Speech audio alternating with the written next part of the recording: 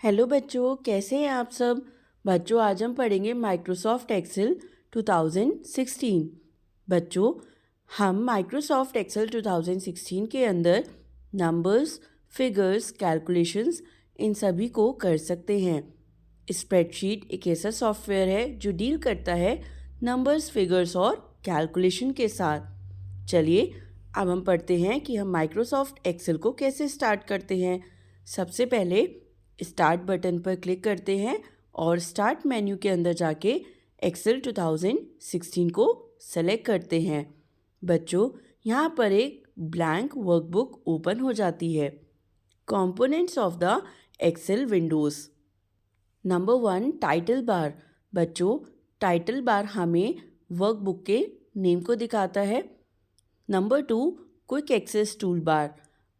ये एक ऐसा टूल बार है जिससे हम क्विकली एक्सेस कर सकते हैं ऑप्शंस को जिन्हें हम फ्रीक्वेंटली यूज़ करते हैं।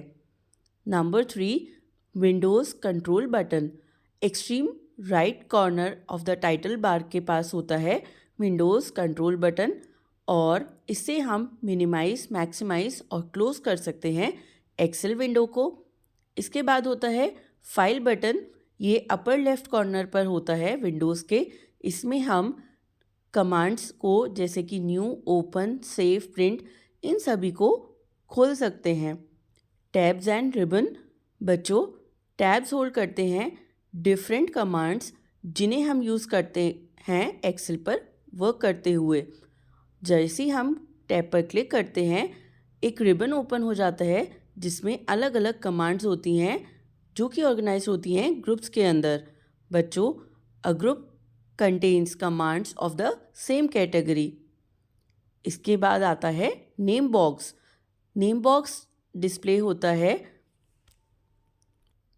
जो करंट एक्टिव सेल की लोकेशन को बताता है। नेक्स्ट होता है फॉर्मूला बॉक्स। फॉर्मूला बॉक्स के अंदर हम एक्टिव सेल में जो फॉर्मूला यूज़ कर रहे हैं वो शो होता है, और ये हमें न्यू फॉर्मूला को एंटर या एडिट करने में हेल्प करता है फॉर द एक्टिव सेल। बच्चों, इसके बाद होता है स्क्रॉल बार। इसकी हेल्प से हम हिडन एरिया को देख सकते हैं। रोज़, ये हॉरिजॉन्टल लाइंस होती हैं वर्कशीट के अंदर। रोज़ को मार्क किया जाता है न्यूमरिक वैल्यूज़ के साथ, जैसे 1, 2, 3 एंड सो ऑन। कॉलम्स होती हैं वर्टिकल लाइंस और ये मार्क किए जाते हैं ABC and so on. Cell, बच्चों, जहाँ पे रो और कॉलम का इंटरसेक्शन होता है उसे सेल कहते हैं। हर सेल का एक यूनिक एड्रेस होता है जिसमें हम सबसे पहले लिखते हैं कॉलम लेटर और उसके बाद लिखते हैं रो नंबर, जैसे A1, B2, C4। Active cell. Active cell वो सेल होता है जिसमें इंसर्शन पॉइंट इंडिकेट हो रहा होता है, जिसमें हम डाटा को एंटर कर सकते हैं। Sheet tabs. बच्चों, हर वर्कशीट के अंदर शीट टैब होती है जो कंटेन करती है name of the worksheet. View buttons. बच्चों, यहाँ पर 3 व्यू बटन्स होते हैं। नंबर 1 होता है नॉर्मल व्यू। ये डिफ़ॉल्ट व्यू होता है एक्सेल का, और ये डिस्प्ले करता है सभी सेल्स को और कॉलम्स ऑफ द वर्कशीट को। इसके बाद होता है पेज लेआउट व्यू। ये डिवाइड करता है स्प्रेडशीट को इनटू पेजेस। और थर्ड होता है पेज ब्रेक प्रीव्यू व्यू। ये शो करता है overview of the worksheet which is specially use when we need to add page breaks. बच्चों, नेक्स्ट कमांड होती है जूम कंट्रोल। ये लोकेट होता है बॉटम राइट कॉर्नर पर एक्सेल विंडो के, और ये जूम स्लाइड करके हम इसकी मैग्नीफिकेशन को चेंज कर सकते हैं। चलिए अब हम पढ़ते हैं navigation in the worksheet. Navigation की हेल्प से हम अपने डाटा को नेविगेट कर सकते हैं वर्कशीट के अंदर। सबसे पहले राइट एरो, तो इसमें हम 1 कॉलम राइट जाते हैं। लेफ़्ट में हम 1 कॉलम लेफ़्ट जाते हैं। अपवर्ड एरो में हम 1 रो ऊपर जाते हैं। डाउनवर्ड एरो में हम 1 रो नीचे आते हैं। पेज अप में हम मूव करते हैं नेक्स्ट स्क्रीन पर। पेज डाउन में हम मूव करते हैं 1 screen down. Control plus home, इससे हम move the cell pointer to the first cell of the top most row, वो होती है A1। कंट्रोल प्लस एंड ये ले जाता है सेल पॉइंटर को लास्ट में स्प्रेडशीट के। Control plus page up moves to the previous sheet. Control plus page down, इसे हम मूव करते हैं नेक्स्ट शीट पर।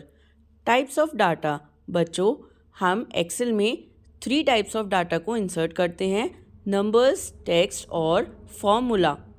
सेलेक्टिंग सेल्स, बच्चों एक्सेल के अंदर कुछ भी काम करने से पहले हमें सेल्स को सेलेक्ट करना आना चाहिए। टू सेलेक्ट एडजेसेंट सेल, अगर हमें एडजेसेंट सेल को सेलेक्ट करना होता है तो हम फर्स्ट सेल पर क्लिक करते हैं और ड्रैग करते हैं pointer to the selected cells. Non adjacent cell, अगर हमें नॉन एडजेसेंट सेल्स को सिलेक्ट करना है तो हम सबसे पहले फर्स्ट सेल को सिलेक्ट करते हैं, press and hold down the control की और जो रेस्ट ऑफ द सेल्स हैं उन्हें सेलेक्ट करते हैं। अगर हमें रो या कॉलम को सिलेक्ट करना होता है तो हम रो या कॉलम की हेडिंग को सिलेक्ट करते हैं। एडजेसेंट रोज या कॉलम्स को सिलेक्ट करना होता है तो हम फर्स्ट रो या कॉलम हेडर को सिलेक्ट करते हैं और शिफ्ट की को प्रेस करते हुए होल्ड डाउन करते हैं अपने माउस पॉइंटर को और बाकी के रोज़ और कॉलम्स को सिलेक्ट करते हैं। नॉन एडजेसेंट रोज़ या कॉलम, इसे हम नॉन एडजेसेंट सेल की तरह सेलेक्ट करते हैं। एंटायर वर्कशीट के लिए हम कंट्रोल प्लस A को प्रेस करते हैं ताकि हमारी पूरी वर्कशीट सेलेक्ट हो जाए। चेंजिंग सेल कंटेंट्स, बच्चों हम अपने सेल कंटेंट्स को एडिट कर सकते हैं डायरेक्टली सेल में जाकर। You can also edit the content of a cell by typing in the formula bar. Cell contents को मॉडिफाई कर सकते हैं 2 वेज में। नंबर 1 रिप्लेसिंग सेल कंटेंट और नंबर 2 यूजिंग एडिट मोड।